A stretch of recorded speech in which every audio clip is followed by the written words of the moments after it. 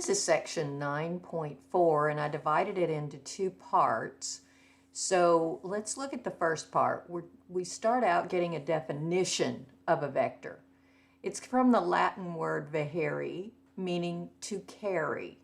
And it's a quantity that has both magnitude and direction. So you represent a vector with an arrow. The length of the arrow is the magnitude, and the arrowhead is going to indicate the direction. So if you look at these right here, you can see here's the arrowhead that way, etc. So that's kind of the definition to get us started. Now let's look at some ideas about vectors and some properties. So you can add vectors geometrically. So if we look at this picture here, we have a vector v and a vector w. The sum is you put the vectors v and w so that the terminal point of v, the end of v, coincides with the initial point of w. So see how we've done that? That's v, that's w. And then the sum is the vector whose initial point coincides with the initial point of v and the end or terminal point of w. So this vector, the black one, is the sum of those two v plus w. All right, some properties, just like we have properties of real numbers. Vector addition is commutative. That is, v plus w is the same as w plus v. Just like 2 plus 3 is the same as 3 plus 2. Vector addition is also associative. So that's about parentheses. So if you had u plus the sum of v plus w, and then you just moved those parentheses around and made that u plus v plus w, they're still going to be the same. So vector addition is also associative. All right, if v is a vector, then negative v is the vector that has the same magnitude as v, but whose direction is opposite. And so you end up with v plus negative v equals 0. So you've got v, you've got negative v going this way. They're opposite vectors. That adds up to 0. And that the difference is defined as v minus w is equal to v plus negative w. And so that, I think I might have put the wrong thing there. I'll try to fix that. All right, let's look at some examples. This is from your text. And so if you're given vector v, vector w, and vector u, and you're looking at the direction and the magnitude, and you're asked to find v minus w. So here we drew v, w is going that direction. See, we've turned it around because we're subtracting it. It's the minus w. So instead of going this direction, we're going that direction. And then here is from the initial point of v to the terminal point of negative w, and this is v minus w. We're asked to find 2v plus 3w. So 2v, we've got that, and 3w, and so this is 2v plus 3w. 2v minus w plus u, there's your 2v, your minus w, and your plus u. So this connecting the initial and where you ended up is the 2v minus w plus u. All right, this symbol v, which any name of a vector, with the double lines on either side represents the magnitude of a vector. And since the magnitude of v equals the length of a directed segment, it follows that it has the following properties. If v is a vector, and we'll call this alpha, is a scalar, then the magnitude has to be greater than or equal to 0. It's equal to 0 only if v is equal to 0. The magnitude of negative v is the magnitude of v. The magnitude of alpha times v is equal to the absolute value of alpha times the magnitude of v. Definition: a unit vector, a vector u for which the magnitude of u is 1, is called a unit vector. So that's important. That's something you'll see and that we'll use. An algebraic vector is represented, now we have this symbol here that's not really a bracket, but that is indicating a vector. So a and b are real numbers, they're scalars, they're the components of the vector v. So the vector v equals, and we'll just, I'm not sure what you want to call those, but those are the symbols that we'll use to enclose those components. So we can talk about, we've talked about an algebraic vector. In a rectangular coordinate system, think of your graph. If we represent algebraic vectors, if v is AB, then the initial point is at the origin, then v is called a position vector. And so that is the point AB, A comma B, meaning that this value is A and the vertical distance is B. So when that point is the terminal point of the position vector, and that's that point, and the vector is AB. Different terminology, different symbols there. So now we've got, suppose the v is a vector with initial point P1 is x1, y1, not necessarily the origin, and the terminal point P2 is x2, y2. If v is P1 to P2, then v is equal to the position vector. Now this is a vector. You subtract the x's, you subtract the y's, and then you have the position vector. So let's look at an example of finding a position vector. So find v equals P1, P2. If P1 is, that's an equals, so that's kind of written badly, negative 1, 2, and P2 is 4, 6. So remember, we're subtracting. If we're going to P2, we're going to subtract the x's. So 4 minus a negative 1 and 6 minus 2. That gives us a position vector of 5, 4. To add two vectors, you're going to add the corresponding components. To subtract two vectors, you subtract the corresponding components. So example, here's v is 2i plus 3j. So if we write that just as the components, we've got that. W is 3i minus 4j, so we have 3, negative 4. Find A, we want to find V plus W. So if we're going to add these two, and we have I and J, we're going to add the I components. So that's 2 plus 3, and that's in parentheses. Then we have I, plus 3 minus 4, that's in parentheses J.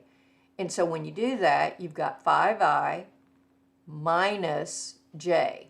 And so you could have it two different ways. You could write it with the I and J, or you could put it in the vector symbols and just have 5, negative 1. The B part said do V minus W. You do it the same way. And you've got 2 minus 3I plus 3 minus a negative 4J. So be careful with your signs. That becomes negative I, and that's a positive 7j, or negative 1, 7. All right, so now let's look at the unit vector in the direction of v. So for any non-zero vector v, the vector u equals v over the magnitude of v is a unit vector that has the same direction as v. So if we were to multiply this denominator to the other side, you should see that this is a consequence of that. You would have v equals the magnitude of v times the u, which is the unit vector. So let's look at an example. Find a unit vector that has the same direction as v equals 4i minus 3j. So first we'll find the magnitude of v. And we're going to do that. We've got the magnitude of 4i minus 3j. And what we do is we square the components. So this is 16 plus negative 3 squared, that'd be 9. So 16 plus 9 is 25. Square root of that is 5. So that's our magnitude. Now you're going to multiply that by the scalar of 1. You're going to multiply 1 over that number. So if this number were 4, you'd be multiplying by 1/4. In other words, you're just putting it over that. So we have 4i minus 3j over 5, which gives us 4/5 I minus 3/5 j. That's a unit vector that has the same direction as this. Okay? Let's try to find a vector when the magnitude and direction are given. So v is the magnitude of v times cosine alpha I plus sine alpha j, where alpha is the direction angle between v and I. All right, so let's look at that picture here. So here's the unit vector, here's v, and this alpha is the angle between I and u. Here's the j. All right, so if you had kind of an application problem, a ball is thrown with initial speed of 25 miles an hour in a direction that makes an angle of 30 degrees with positive x-axis. The magnitude of v is going to be the 25. Okay, that's the 25 miles per hour. The angle alpha is 30 degrees. So now we can fill in our formula. So we've got the magnitude of v, that's 25, times cosine 30 degrees I plus sine 30 degrees j. And then you have to refer back to your trig. And the cosine of 30 is square root of 3 over 2. You're not going to want to use your calculator. You're going to need to remember the unit circle or have a table for those values. Or hopefully just remember them. So we've got square root of 3 halves I plus 1/2 j. Then when you multiply 25, you distribute that to both of them. You have 25 square roots of 3 over 2 I plus 25 over 2 j. All right, and what we gather from that, the initial speed is the horizontal, in the horizontal component is the I, and the initial speed in the vertical component is the 25 halves j. That just might be a little information you need. So that's our lecture notes. Let's go look at our problem set. Okay, so number 1, a vector u for which the magnitude of u is equal to 1 is called, and I like to start out, remember that I often start out with vocabulary or language pertaining to what we're studying, and that is a unit vector. It could be another question, but you're going to have some vocabulary. If v is equal to the vector ab is an algebraic vector whose initial point is the origin, v is called a position vector. It'd be that choice right there. Complete this sentence. If v is equal to ai plus bj, then a is called the horizontal component, and you're picking from here, and b is called the vertical component. Okay. All right. Let's see. Number 4, find the quantity if v equals 4i minus 7j and w equals negative 3i plus 2j. So if we, and they want to know what's 3v plus 4w. Well, just write your scalar out here, 3, put your v here, 4i minus 7j. So go ahead and distribute that. That's 12i minus 21j. And do the same with the 4 and the w. Do your distribution. You get negative 12i plus 8j. We're adding these two things. That goes to 0. Minus 21 plus 8 is negative 13j. All right. Find the magnitude of v minus w if v is equal to this and W is equal to this.